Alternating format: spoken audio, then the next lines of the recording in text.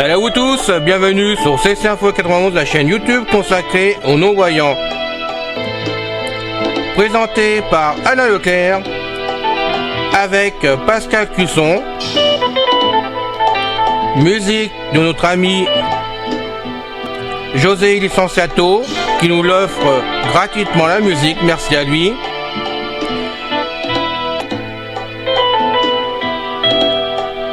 Soyez tous et bienvenus sur la chaîne.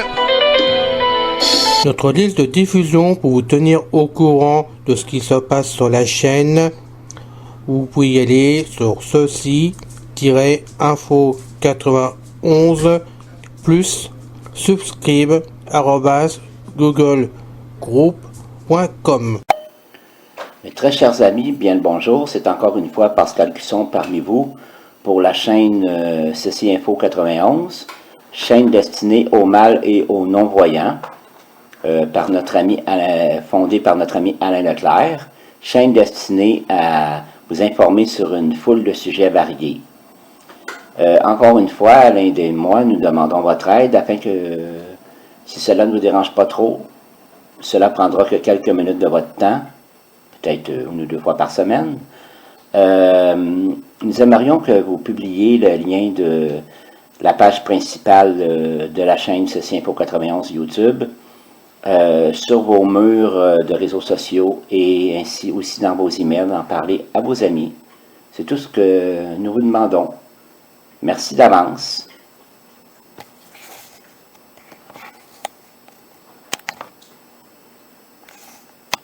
Histoire du monde, aux quatre coins du monde numéro 2. Asie mineure. Les origines de Troie, sur le site de Troie, dans la Turquie actuelle, se sont développées les unes sur les autres.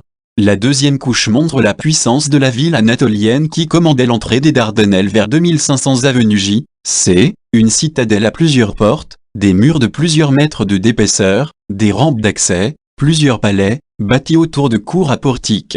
C'est là que l'archéologue allemand Schliemann a retrouvé ce qu'il pensait être le trésor de Priam, témoin de la richesse de la ville et de l'habileté de ses orfèvres. Amérique centrale. Poterie dans le Nouveau Monde, vers 2300 avant notre ère, les portiers d'Amérique centrale fabriquent les premiers vases de céramique, qui ont été retrouvés près de Mexico. En Amérique du Sud, les poteries les plus anciennes datent du début du 3e millénaire, tandis que, dans l'Ancien Monde, elles remontent au 6e millénaire. Avant ce progrès technique important, les peuples d'Amérique latine façonnaient des figurines de terre séchée, et des bols de bois. Syrie. Le royaume des Blas, la Mésopotamie n'a pas été la seule région à développer des cités-États au 3e millénaire.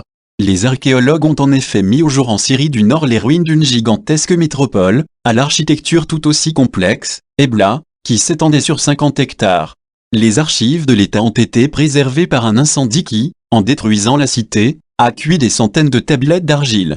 Mais cette civilisation est encore mal connue, car les tablettes sont écrites dans une langue sémitique qui n'est pas encore déchiffrée. Il est néanmoins certain qu'Ebla était en contact avec Mari, une des grandes cités sumériennes. France. Pétroglyphes ou pictogrammes. Les murs du dolmen de Gavrini sont ornés de gravures en relief représentant un foisonnement de motifs et sont gravés de pétroglyphes, motifs enroulés, qui correspondent sûrement à un code bien précis. Quelques archéologues ont pensé qu'il pouvait s'agir de pictogrammes, caractères archaïques d'une sorte d'écriture sacrée. La façon dont ils sont enroulés les apparente aux svastika, croix gammées, symboles solaires extrêmement courants en Inde ou chez les peuples celtiques, mais bien antérieurs à ces civilisations. Europe occidentale. Céramique et travail du cuivre. Depuis 2600 avenue J. C, la métallurgie est pratiquée dans l'ensemble de l'Europe occidentale, sud-est du Massif central, Italie, péninsule ibérique. Les objets de cuivre qui sont fabriqués répondent à la demande locale. À la fin du 3e millénaire, la situation se modifie avec l'apparition, dans l'ensemble de l'Europe, d'une population qui se caractérise par la production de vases à la forme de cloches renversées, d'où leur nom de campaniforme et d'objets qui sont vendus ou échangés. Asie mineure. Invasion en Anatolie, au sud de l'Anatolie, à la fin du Bronze ancien, vers 2300 avant J. C, de nouveaux envahisseurs imposent leur langue et leur culture. Ce sont les Louvites, un peuple indo-européen. Au nord, dans ce qui sera la Cappadoce, d'autres indo-européens, les Hittites, s'installent dans la boucle du fleuve Ali. Hittites et Louvites se fondent, en un siècle, dans la masse des populations, qui vont rester fidèles à leur tradition culturelle. Grèce.